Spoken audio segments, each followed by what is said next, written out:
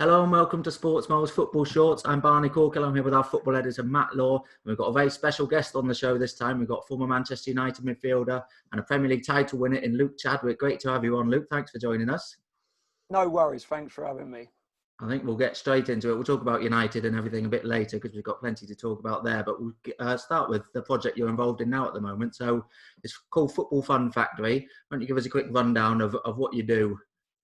Yeah, so it's called the Football Fun Factory. As the name suggests, it's around making football fun. So it's programs for children from 2 to 12 years old. And it is around sort of developing a love for football. It's not a development program. We've not got links with professional football clubs. It is purely around children of all, boys and girls of all ages and abilities to come and enjoy playing football and using football as a vehicle to develop positive life skills like teamwork, communication, sportsmanship, where in our sessions we celebrate that probably more than someone scoring 25 goals in a session or showing great skills. Obviously, football's part of it because we're playing football. We're using the nation's love of football as a real positive vehicle to drive these incredible things. But the be-all and end-all, as I mentioned, is football becoming fun. So when you're an old sod like me and you're 40 odd years old, you still love stumbling around playing football. So it's an incredibly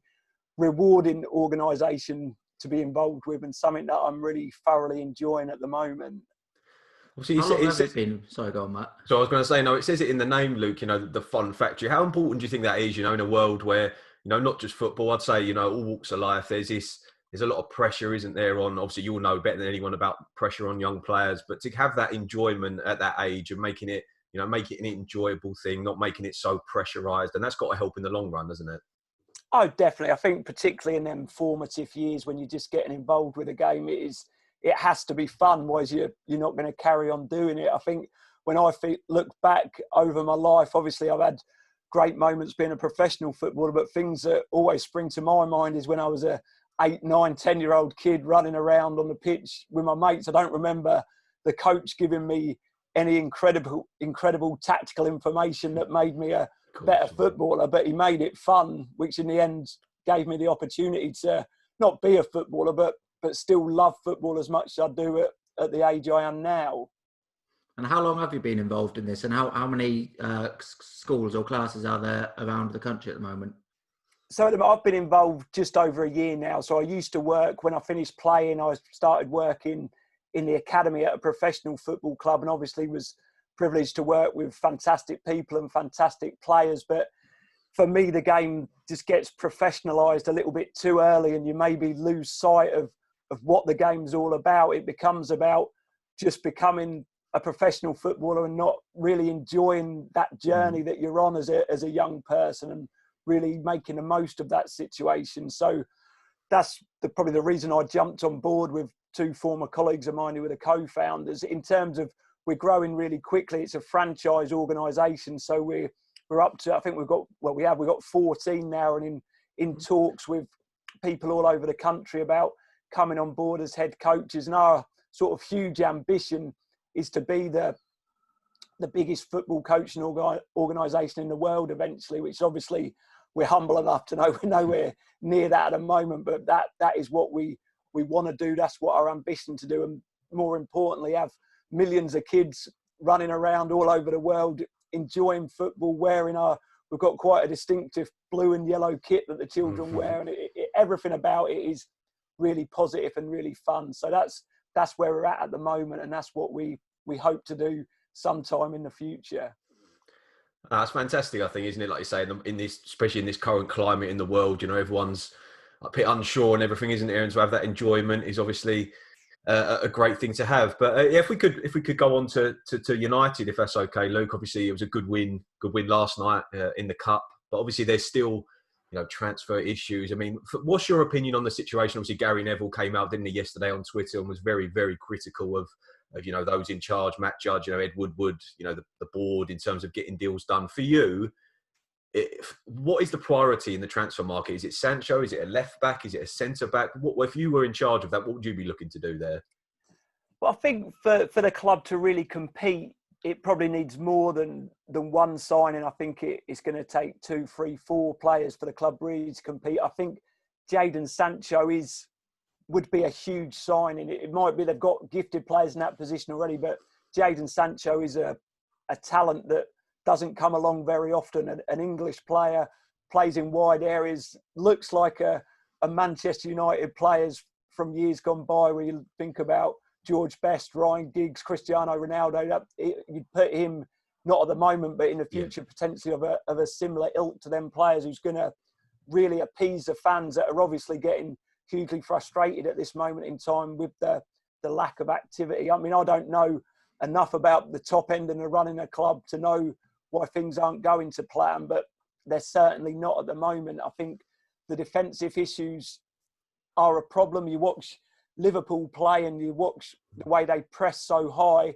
I don't think United can do that and be successful like that, because I'm not sure if the players completely trust the back four, as it were, the defensive players, because obviously Liverpool, Mane, Salah go and press as high as they can. They look behind them, they see Virgil van Dijk stood there, which obviously gives them huge confidence. I don't think Manchester United are in that position at the moment. Saying that, there isn't many centre-halves like Virgil van Dijk out there for them to go and get, but I think it needs reinforcements in the back four area. I think the left back's been spoken about a lot from the Portuguese boy, who obviously looks a fantastic player. I think Luke Shaw's a great player, but it's whether he stays fit for the whole season. He's obviously had his issues there. So I think a couple of players in the defensive line are a must, and Sancho, if the club want to compete for the top 2 spaces. If they're happy to just go for the Champions League again and sneak in the top 4, then they could well have enough in the building at the moment. But I don't think that's going to appease the fans, and it's not going to appease a football club like Manchester United that needs to be competing to win them top trophies. Yeah, 'cause myself and Matt were talking about this yesterday. Actually, I personally think they've got their priorities wrong in this window, because, as you say, Sancho is probably, it looks like a once in a generation talent. I think it was 20 goals and 20 assists at 20 years old he got last season, which is ridiculous, isn't it? But for them, I think, as you mentioned, they need to build from the back, because Liverpool have the confidence in their defenders to leave them, one-on-one against Alexander Lacazette against Arsenal, which you need to have complete confidence in your defenders there. So for me, I think they should be building from the back and bringing in a top centre-back. But then we also mentioned how many top centre-backs are there around at the moment. So it's difficult, but do you think they've got the priorities right in this window? It's hard to say. I don't think we can really judge it until the window is over, in terms of, it does seem to be from the outside looking in that maybe all the eggs have been put in the Jadon Sancho basket, and that's going to keep people happy for a certain period of time. But I think it's been glaringly obvious since the start of the season that there needs to be another central defender to come in and really offer competition, and really be someone that plays every game really with the back four that's playing at the moment.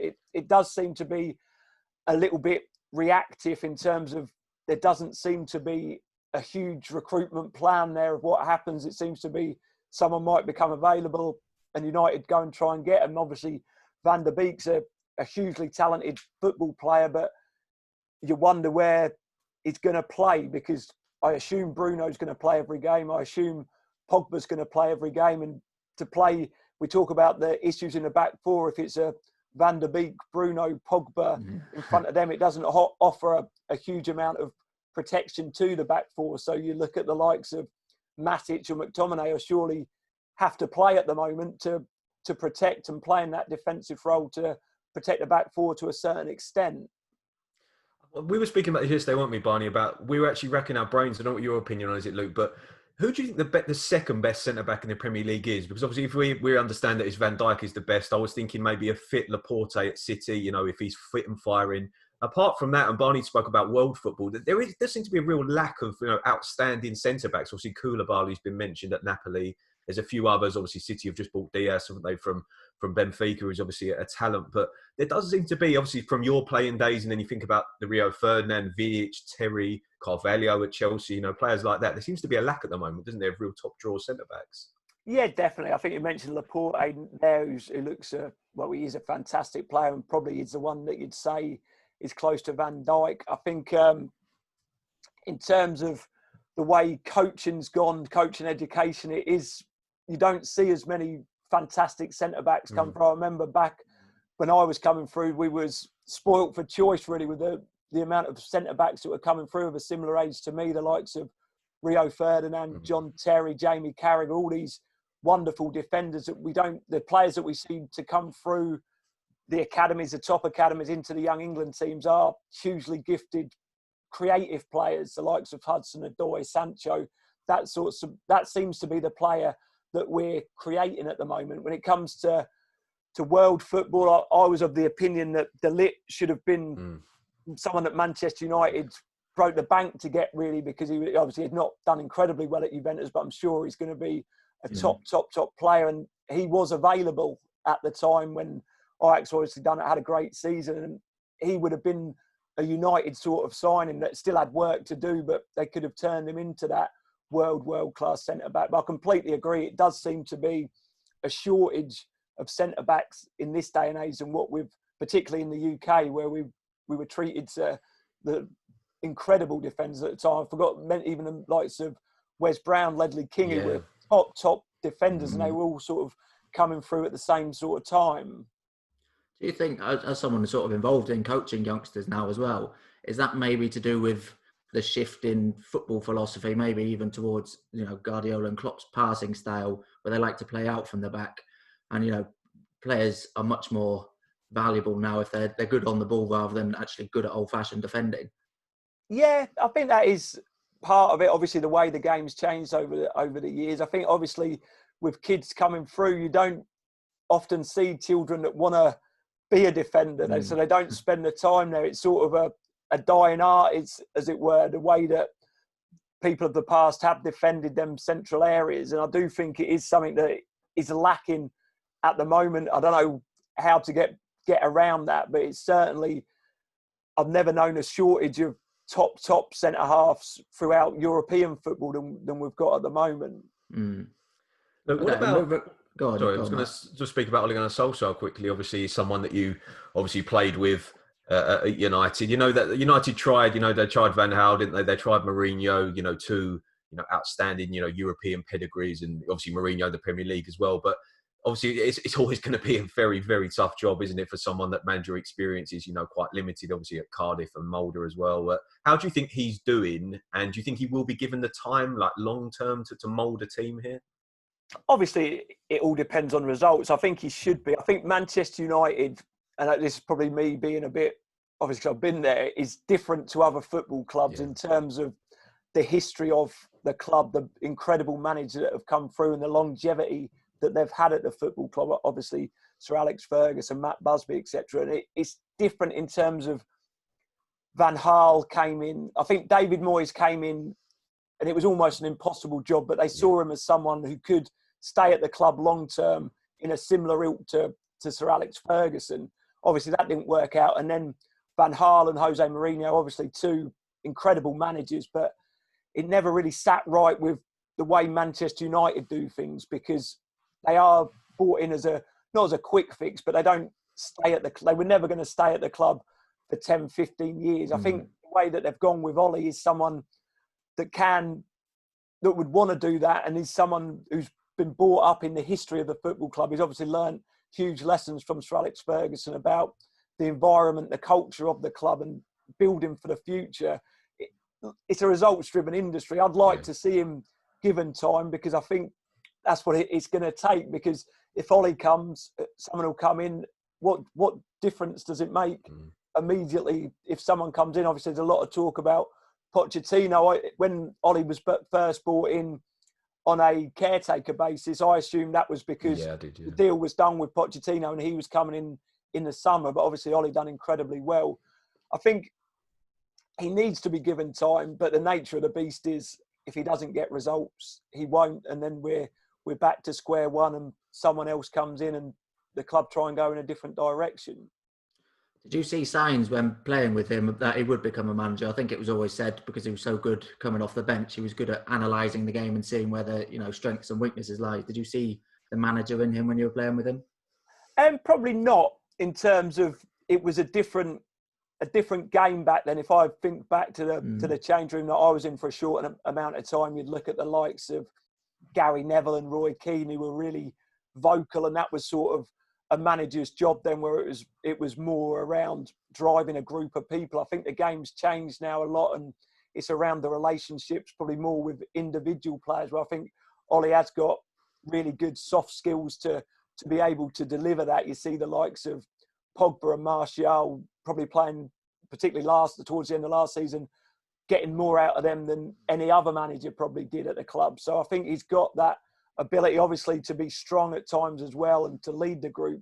But I think he always had an amazing work ethic at the club, like in terms of training in the gym, whatever he was doing, he wanted to make himself better, and maybe that obsessive side of it that a manager needs. So I look back now and see some of the strengths he had as a person, which will obviously stand him in really good stead as a manager at such a huge football club.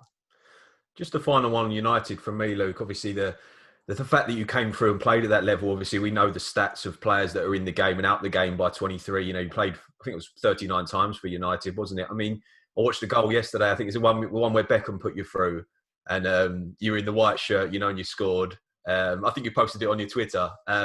But probably. Your memories of that, I mean, it's a thing that people could only dream of, you know, pulling on that shirt one time. I mean, the players you played with, I've seen a lot about, you know, people saying Scholes was the best player, you know, in training and times like that. If we take Scholes out of it, who else was, you know, the best player I think you played with? That is like, Scholes was obviously the one that I always say seemed a little bit above the others who were obviously great. Other than that, like it was the standard was frightening in training every day in the games. I was obviously a wide player, so spent a lot of time with Ryan Giggs and David Beckham. So they were probably the ones that had stand out for me as the other best players. Obviously, like Roy Keane, Nicky Butt, Teddy Sheringham, like the list is endless, really. I'd probably say Giggs and Beckham after Scholes, probably mainly because I was watching them maybe a little bit closer because I played in a similar position to them. Could I put you on the spot a bit and ask for a best five-a-side of the team you played with? Yeah, I've been asked that a lot, so I've got it. I've always got it in the end. Nice. So it's Barthez in goal. He was amazing as a football player as well. So it'd be good coming out with a ball. Then I'd have Jaap Stam as a defender, Keenan Scholes as the midfielders, and Teddy Sheringham up top. Sheringham, interesting. So to be fair, I've absolutely just contradicted myself because I've not put Beckham or Giggs in there. Listen, five-a-side's different. Five-a-side's different, isn't it? We all no know. space out wide there. there. Yeah. We're going to talk about. Go on, Barney. You talk about MK Dons and stuff. Yeah, well, I'll come to that. I just wanted on that point, I was interested to hear the best player you played against as well. So the best player I played, the best time I've ever been on the pitch with the best player I played against, well, I came on once at Old Trafford for Man U against Arsenal when we won 7-1 when Dwight York scored 4. Oh, I remember that, yeah. But I was actually on the pitch at the same time as Thierry Henry, so he I weren't playing obviously directly against me, not directly against him, but he would be the best player I've ever been on the pitch with playing against. Yeah, interesting. Go on, Matt. No, I was just talking about MK Dons and Cambridge, obviously, Luke. They're two clubs that obviously, you know, you played, was it, I think, almost 250 times or around for MK Dons, so obviously a incredibly huge part of your career, and obviously Cambridge, a club that is obviously very, very close to your heart. We're talking about clubs like that at the moment. How important do you think it is, you know, safely, obviously, but to get fans back in, you know, the financial impact of this coronavirus outbreak and what's going on at the moment, and for the lower league clubs, I mean, MK Dons League 1, Cambridge League 2 at the moment, isn't it? So how important do you think it is to safely get fans back for those clubs? Well, it's essential for the survival of them football clubs. If obviously, I think there's going to be help given, and rightly so, because that is where the revenue comes from. If Cambridge United don't get fans in the stadium, how do they pay their players, etc.? How do they pay their staff? So they have to get them back in, or obviously safely. It can't be against any sort of safety measures, but support has to come from the government, the Premier League. I read earlier today that I believe that there is going to be some sort of payment made, and if it doesn't come, the clubs will just simply go out of business. So support needs to be given, and as soon as humanly possible, fans need to get back in the games. My eldest son is on loan he played for Cambridge United, was on loan at a semi-pro club where I go and watch him play, and they're allowed 400 fans in there, which it does make you wonder how all these rules are set and how set up. I believe the rules on the FA Cup are ludicrous, really, where you're not allowed away fans in some, but no fans at others. So, and don't get me wrong, I appreciate how hard it is for the governing bodies. This is a situation that no one could imagine was going to be happening. It's not easy for them to work out these rules, but something needs to be done to make it fair for every single club in the football pyramid. Otherwise, talk about League One, League Two, you look at underneath that, what's going to happen there. So it's a horrible situation, and I hope and pray that we get through it soon and we get fans back in football games and in a safe way. You mentioned the importance for the lower league clubs, but also for the Premier League clubs to keep those lower league clubs, in business and in existence. Because at MK Dons, I think you played there at the same time as Dele Alli, didn't you? And obviously he's one of the huge success stories of moving up from the EFL to the Premier League, and then even lower down. Obviously, Jamie Vardy's story is very well known now, coming up from non-league. The amount of those sorts of players you'd lose if these big clubs from the EFL and below go out of business. It's really important to the Premier League to keep them in business as well, isn't it? Oh, yeah, it's imperative because, like you mentioned, Delhi there, who came through. There's loads of these, even younger than that go on to play Premier League football and go to the big clubs earlier. The lower league clubs, League One, League Two, are picking players out of the Conference North, Conference South. It's a domino effect. All these teams have to, well, it's easy to say have to, but it'd be such a sad loss if we lost any club throughout the football pyramid because support weren't given. I completely appreciate the Premier League are losing a hell of a lot of money at the moment already, but they're still signing players for 75, 80 million pound. Where could that money be used sensibly? Could a pot be put together to help the lower league clubs to get through these really challenging times? I think we spoke to David Lee, didn't we, agent recently, Luke, and he was saying, I can't remember the exact number, Barney, but talking to the Portsmouth, wasn't it? And he was talking about the amount of money, the gate receipts or something, their budget is down. Was it as much as 60% or something like that with the lack of fans? And you think of teams like Portsmouth, I mean, they're an ex-Premier League club, and to have that amount of, revenue down for not having the fans in is incredible, isn't it? Yeah, obviously the furlough scheme would have helped all these clubs get to now, but obviously we're at a point now, just starting October, where that's getting cut down and will be gone by the end of the month. And that's when the problems are going to hit, is when that happens. So the clubs need to get money in the bank somehow to pay the players, to play the staff.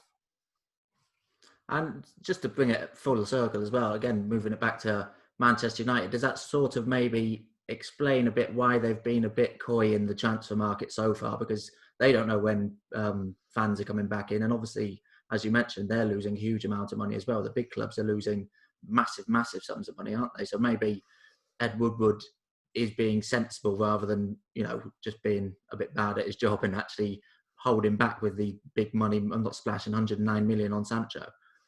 Yeah, but potentially, obviously, that's been put out in the press, but I believe they've offered the full 120 million for him the other day. So it does make you wonder if he is being sensible or if he's trying to save a few quid somehow. But like the business side of it goes over my head to a certain extent. What I want to see is United sign players, but obviously more than I want to see United buy players. I want to see every club in the Football League and below saved by that 120 million that could potentially sign Jadon Sancho. I'm not saying it's Manchester United's responsibility to do that, but as a collective, I think the Premier League have got some responsibility to look after those clubs below them.